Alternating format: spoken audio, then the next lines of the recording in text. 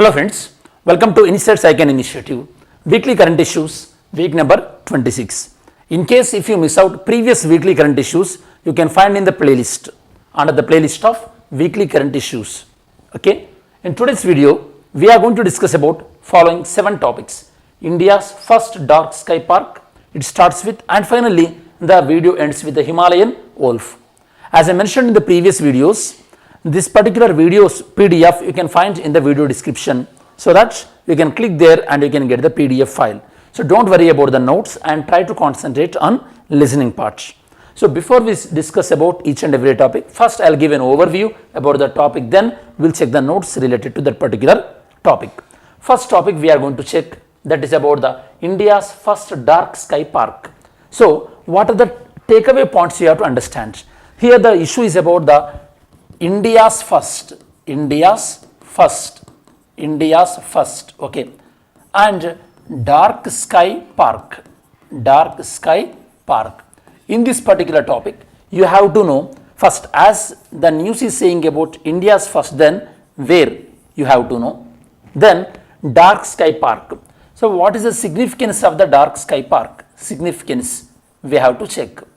After that, okay, then we have to know who certifies, which body certifies this dark sky park, we have to know. And so you know that I'll give an overview. Dark sky park is a place where light pollution will be minimized.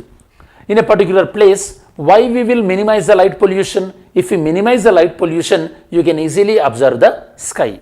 So dark sky park, it helps to whom? It helps to whoever would like to observe sky, okay, sky gazing. That is known as what? Sky gazing to these people. And of course we can develop this particular place as a tourism place as well. So this is the area you have to focus on. And where it is coming up? It is coming up in a place, Panna National Park, okay, Panna Tiger Reserve, okay. So you have to know where is this, Pench, not the Panna, please correct. Here the Pench Tiger Reserve, it is coming up. And you have to know where is this Pench Tiger Reserve and what is it is popular for, and what kind of flora, what kind of forest you can find. So these are the areas you have to check in this particular topic. And by the way, this kind of night sky observatory, okay, already we took this kind of initiative in Jammu Kashmir as well. What is the name of that night sky sanctuary? Okay, put that answer in the comment section. Try to check answers when I ask any question. Try to check answers for those questions, so that it will develop you will get the supplementary knowledge as well. Now let's see. Okay, notes related to this. The Pench Tiger Reserve in Maharashtra. Actually, this tiger reserve is spread in both Madhya Pradesh as well as Maharashtra. It is going to host India's first dark sky park, and it is going to be the 5th in Asia as well. And it is a place where it protects the light and prevent the light pollution. Obviously, when there is no light pollution, that means you can observe the clear sky. Dark sky park. It is an area around which the light pollution will be restricted, so that star gazers, they can easily look at the sky. And this certification focus mainly on, that means to get this certification, a place must fulfill certain condition. That is known as lighting policy, dark sky friendly, retrofits, and the education and monitoring of the night sky in these areas. So in the dark sky, you can observe the celestial spectacles, and it also encourages the tourism as well. This certification, who will give this certificate? This certificate will be given by the International Dark Sky Association. It is a global body to promote the astronomy and astronomy related observations. Pench Tiger Reserve, PTR, located in the Satpura Hills in Madhya Pradesh, and it continues in the Nagpur district of Maharashtra as well. It is named after the Pench river, which flows from the north to south of this reserve. And the area of the Pench Tiger Reserve and surrounding areas, based on this, the real story of Rudyard Kipling's Jungle Book. The Jungle Book is based on the narration. The Jungle Book narration is based on the surrounding areas of the Pench Tiger Reserve. vegetation, popular forest or dry deciduous forest you can find near the Pench Tiger Reserve. This is about the topic number 1. The second topic here in this map pointing, you can see Hirakud as well as the Mahanadi river. What we are going to discuss in this? So here the second topic is all about natural gas reserves. Natural gas reserves discovered. Natural gas reserves discovered in the basin of Mahanadi river. Now, as an aspirant for various examination, now you have to know about information regarding the Mahanadi river and you have to know about the natural gas reserves. Tell me students, in which kind of rocks you can find the fossil fuels?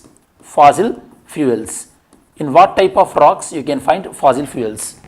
Then Mahanadi river. We will discuss about where this river originates and what are the tributaries of this river and what is the drainage area of this river. Along this, what are the important dams on this river?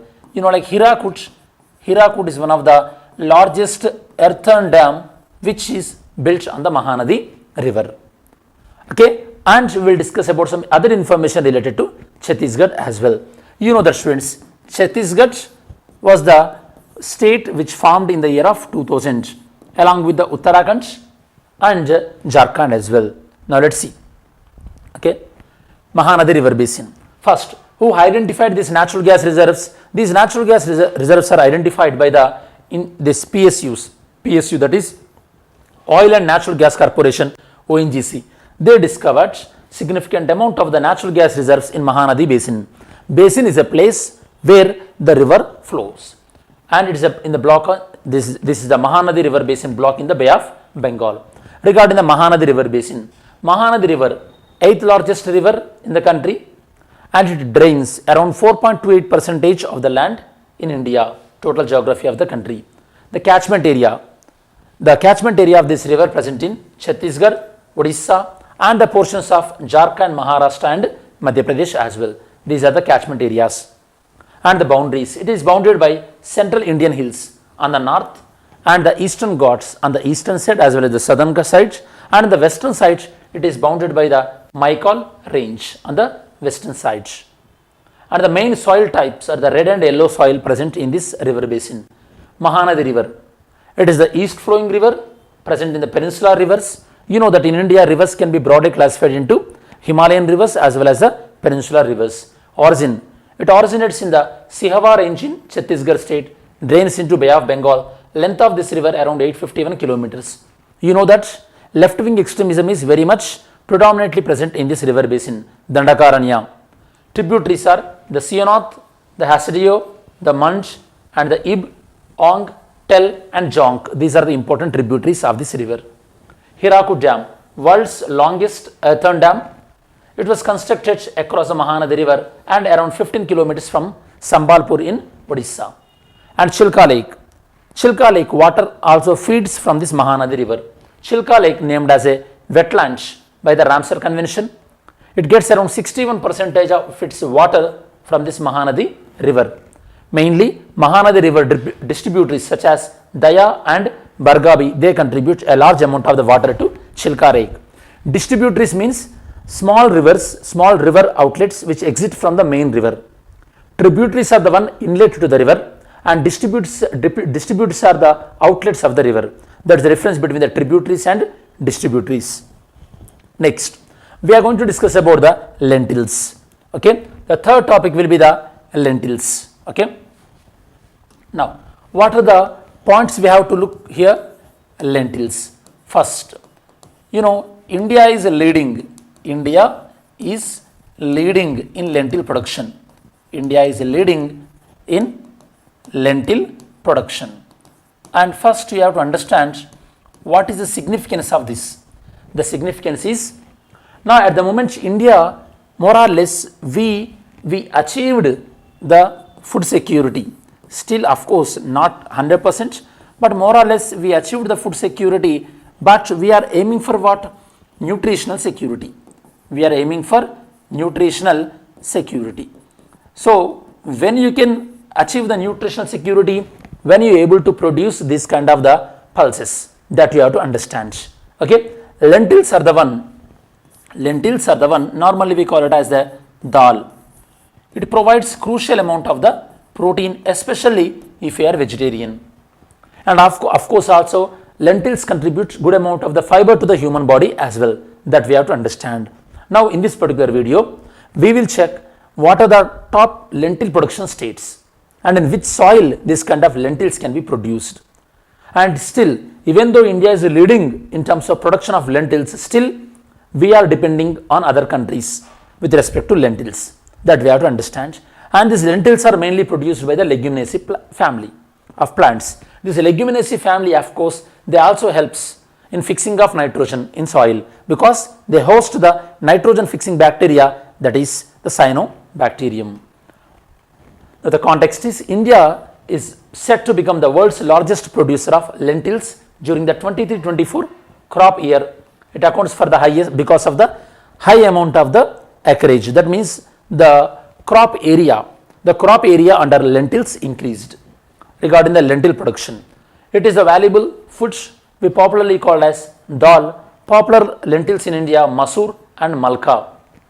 Climatic condition, it requires cold climate and these lentil plants, they can able to tolerate very harsh climatic conditions as well. Ideal temperature required 18 to 30 degrees. Soil well drained, loam soil is required. Acidic soils are not suitable for growing of lentils. Lentils very widely grown in Europe, Asia and North Africa. These are major lentil production states in India. They are majorly northern as well as central Indian states, and they are easy to cook and easy to digest as well. According to FAO, according to Food and Agriculture Organization, tell me students, where is the headquarter of FAO? According to FAO, countries such as Canada, India, Australia, Turkey and Russia, these are the top lentil producers across the globe. In spite of large amount of lentil production, still India is dependent on imports from Australia, Canada, Russia and Singapore. During the present year, it also imported some quantity of lentils from UAE, USA, Sri Lanka and Nepal as well. This is about the topic number 3. And the next, fourth topic. The fourth topic is related to one pilgrimage site. Recently our Indian Prime Minister visited this site. It is about the Kalaram. So regarding this, what kind of points you have to look for? First, okay, Kalaram temple. Okay, temple. When you are looking at these kind of particular things, first you have to know, you have to check about the architecture. This temple, by looking at this photo, you can say that this temple is in the Nagara style of architecture. In the Nagara style of architecture, mainly you can find Garbhagriha, Shikara and Mandapam. More than one Mandapam you can observe in the Nagara style of architecture.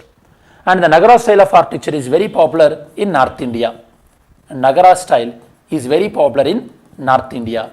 And in South India, tell me students, in South India, what type of architecture is very popular? Put your answer in the comment section.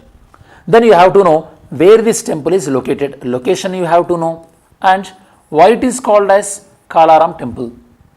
Okay. So, and what is the further significance of this temple? Because our Prime Minister visited means obviously it attached with certain kind of significance. What is that? We have to check. Now let's see why it is in news.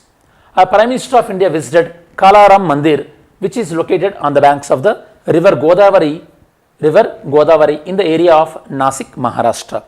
Of course, Nasik is very popular for Kumbh Mela as well. About the Kalaram temple, it derives its name from black statue of the Lord Rama. Okay, generally Lord Krishna prevalently present in black statue.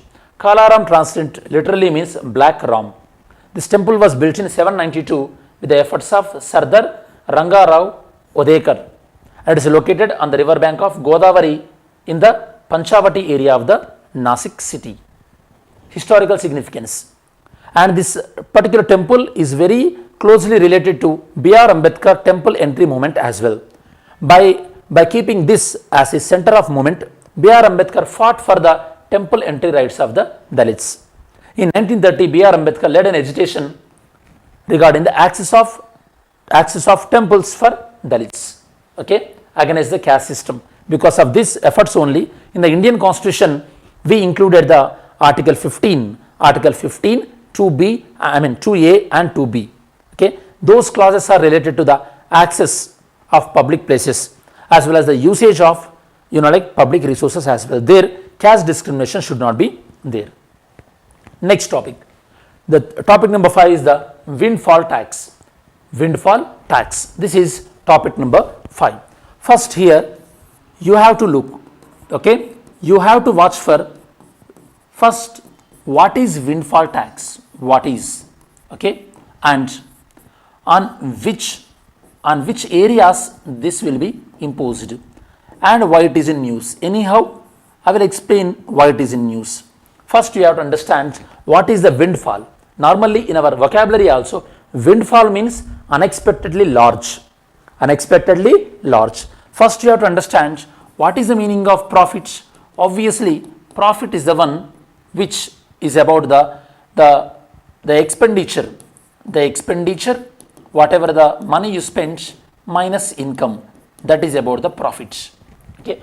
Obviously, every entrepreneur works for profit only and every business works on profit only. But sometimes because of the conditions which are not related to business also, because of that profit will arise. For example, during the COVID times, the drug manufacturers who manufactures this remdesivir injection, they earn lot of profits. That is due to the, not because of their effort, not because of the product quality, just because of the changing situations, that is due to COVID. And sometimes even the crude oil production, producers also. Because of the Russia-Ukraine war, the oil refineries in India, they accrued lot of profits. Okay, when any company gets profits due to conditions which are not related to them, that means which are due to external reasons, then that is known as a windfall profits. Windfall profits. So on these windfall profits, government will impose tax. Impose tax. That tax is nothing but what? Windfall tax. And this tax money will be used for what? This tax money will be used for the recovery of the economy, or this money can be used for the welfare programs, or the same money will be used to create infrastructure for that particular industry as well. It can be used for any purpose. But now you have to understand, I hope you understood about the what is the windfall tax and on which products it can be imposed and in which condition it will arise. Now the government of India, they are indicating that they are reducing the windfall tax on crude oil products. Previously it used to be the 2,300 rupees per ton. Now they reduced it to 1,700 rupees per ton on the crude oil products. Windfall tax. It is a tax levied by government against certain industries when economic conditions allows them to get a significantly high amount of the profits. That is known as windfall profits and windfall taxation. The term windfall is nothing but unexpectedly increase in fortunes. When it will be imposed? It will be imposed due to the sudden increase of industry's revenue. On that sudden increase of revenue, the tax will be imposed. And however, this cannot be linked to the company efforts or product quality or anything related to the situations which are controllable by the industry. And the profits from this windfall tax or the money from the windfall tax, it will be used for the social welfare schemes or to supplement the revenue of the government, or sometimes government will narrow the trade deficit as well by using this money. Mainly this windfall tax will be imposed on products related to oil, gas and mining. These are the areas where windfall tax is very relevant. Now the next topic is topic number 6. That is about the Japan's moon mission. Okay, this is about the slim mission. Here the points which you look for are first, okay, it is related to which country? Already you know that it is related to Japan. Then you have to know launching vehicle, which vehicle they used. Normally in India we use launching vehicles such as PSLV and GSLV. Then if possible you have to know where this launched for and what are the objectives of this mission. So the objectives of this mission is about to test to test the precision of the launch. Okay, they fixed that the precision should be within 100 meters. That means they would like to launch the place wherever, okay, and within the range of that 100 meters. Normally, whatever the place we decides, compared to that, the landing place will be hundreds of kilometers apart or kilometers apart. But now Japan they want to precisely launch, okay, whichever the place they fixed earlier, and it can be, the error can be within the range of 100 meters. So precision launching, and they would like to they would like to examine the X-rays of space. So when you observe the X-rays in the space, X-ray radiation in the space, obviously you will get an information regarding the stars and heat emitting from the stars as well. Recently, India also launched a special satellite, a dedicated satellite to observe X-rays. What is the name of that satellite? What is the name of that satellite dedicated to observe the X-rays? Okay. Now, and you have to know what are the future moon missions as well. Future moon missions from various countries. That also we have to know. Recently, India successfully launched the Chandrayaan 3 on the south pole of the moon. India was the first country which successfully landed on the south pole of the moon. Overall, India was the fourth country to successfully finish the launch on the moon. Previously, USSR, China and America, they done the successful landing on the moon, and India was the fourth country and Japan was the fifth country with related to this particular mission. So Japan, they landed this moon mission, lunar mission known as SLIM. SLIM stands for Smart Lander for Investigating Moon on the lunar surface, and Japan became the fifth country after USA, Russia, China and India to achieve this feat. This particular mission was launched by JAXA, Japan Aerospace Exploration Agency, and the rocket they used H2A. This is a rocket, and it launched from Tanegashima spacecraft. Normally in India, it will be the Satish Dhawan Space Research Center. So the main aim is to demonstrate Japan's precision landing. That means landing within the 100 meters of the prefixed. Along with the rovers, along with the main rover, it also carried two mini robotic rovers as well. They are Sony as well as the Tommy. And it is going to boost the Japan space sector because recently it faced certain setbacks as well in the recent days. Objective: this mission is going to observe X-rays, and it is also having the spectroscopy equipment as well. They are going to observe the changes in the brightness in various stars, so that we can understand various stages in the stars. So it also helps in understanding about astrophysics, and the observation of X-rays also gives information regarding the hottest regions in the space as well. Future moon missions from ISRO as well as this Japan combinedly, they are planning Chandrayaan 4. NASA, Lunar Trailblazer mission, Viper rover and Artemis 2 to Artemis 6. Actually, Artemis missions are the manned mission. They would like to send humans onto the moon surface. Roscosmos, Russia, Luna 26, 27, 28 and Oriole. CNSA, China, Chang'e 6, 7, 8. Japan again, Destiny Plus. These are the future lunar missions. Next, we are going to discuss about this Himalayan Wolf. This is going to be the seventh topic of today's video. So here, what are the points you are looking for Himalayan Wolf? First, we have to understand why we are discussing about the Himalayan Wolf. We are discussing for the first time because for the first time IUCN, International Union for Conservation of Nature, they conducted the survey on the conservation status of Himalayan wolf, and they identified Himalayan wolf under the category of vulnerable section. In this aspect, we will try to understand about further information regarding the Himalayan wolf in terms of the climate and environment point of view. Let's see why it is in news. Himalayan wolf, the number for the first time they were assessed by IUCN and they kept under the red list category of vulnerable. regarding the Himalayan wolf. They were prominent predators. They mainly found in Himalayas, and they are also known as Tibetan wolves because they are present in Tibetan plateau, which is around 4,000 meters of sea level. Their distribution, they mainly distributions in the UT of Ladakh, in Lahwal and Spiti region in Himachal Pradesh as well. So mainly in the state of Himachal Pradesh and in the Ladakh UT as well. You know that Ladakh is the largest Lok Sabha constituency as well. Conservation status, it is under the category of vulnerable sites. Appendix 1, Wildlife Protection Act 1972, Schedule 1. This is about the protection status. Next, yesterday's video question. The question is, the National Commission for SCs consists of chairperson, vice chairpersons and 3 other members. This is regarding the composition of this constitutional body. Next, today's video question. Question number 1.